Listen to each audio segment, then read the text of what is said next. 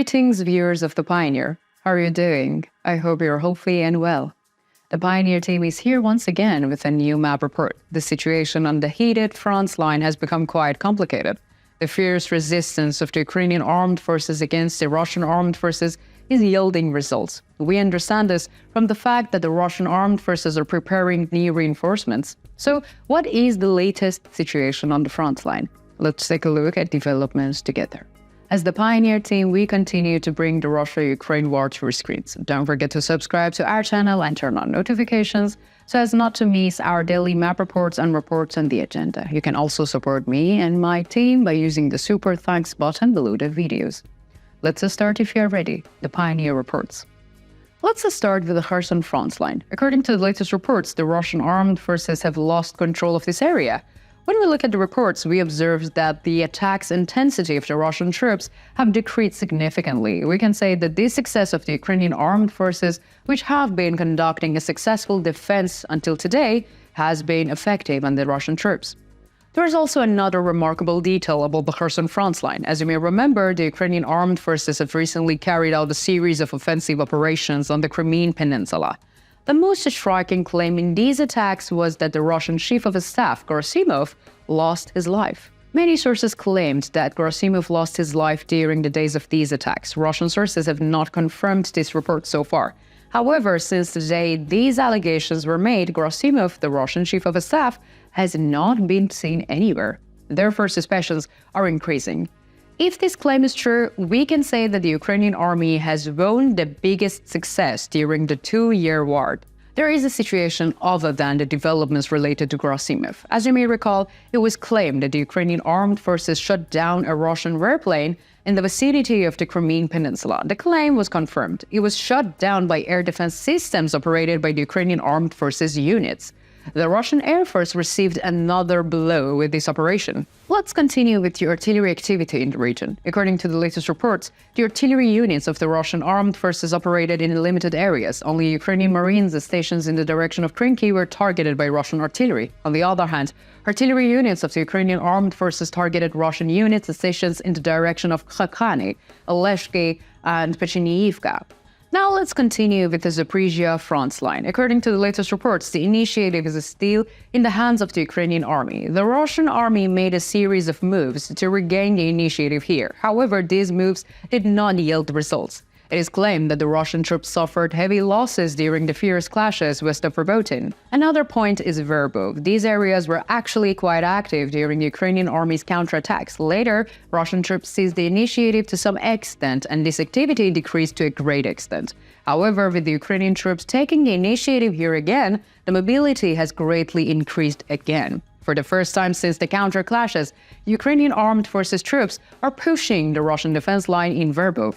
However, no border changes have been observed in this area so far. We think that there will be a change in the coming days. The time will show us.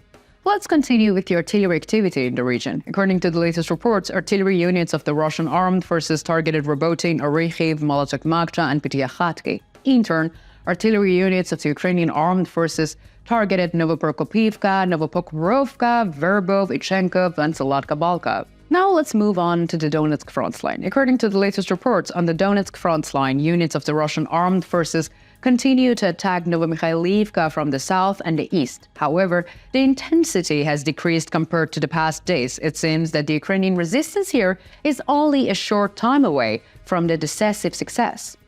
In Gogorivka, on the other hand, the effectiveness of the Russian offensive has so far not diminished. However, despite all the violence, the Ukrainian armed forces continue to hold their positions. On the other hand, there is a similar situation in Permovskoye and Severnoye. In the interior of these regions, Ukrainian troops launched a counter-offensive in the southeastern outskirts, the most problematic area. In this area, Ukrainian troops have recaptured a number of positions. Here, the Russian army forces may face several problems. Namely, Russia has lost the enemy's defense line in a very narrow and yet very long corridor. Therefore, the Ukrainian army is now in more advantageous position. The Russian troops trapped in the narrow area cannot offer much resistance in the event of a sudden attack by the Ukrainian army. Another area is the coke factory. According to reports, units of the Russian armed forces have made some progress from the northwest near the coke factory. However, for a long time being, there is nothing radically affected the front line.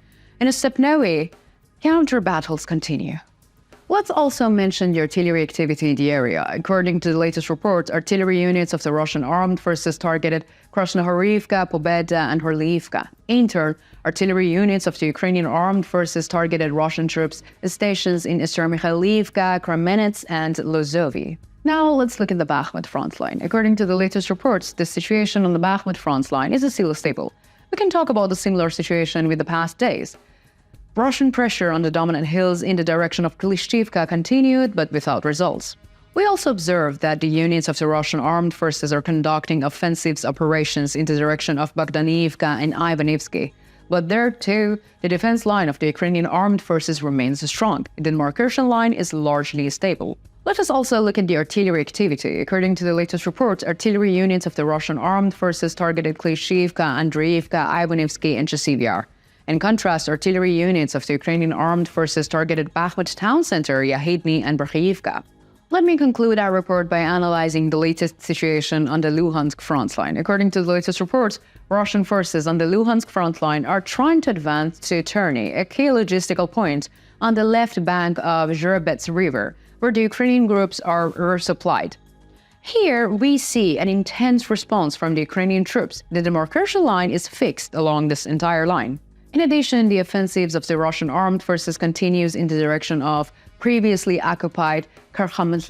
The last Russian offensives in the Sinkolivka area failed. The Ukrainian army continues to dominate along the Luhansk front line. What do you think? Do you think the Ukrainian army will retain the initiative on the Zaporizhzhia front line? Could a new counteroffensive start earlier than expected? What do you think about the latest situation on the Russian troops? What do you think about the allegations against Russian General Gerasimov?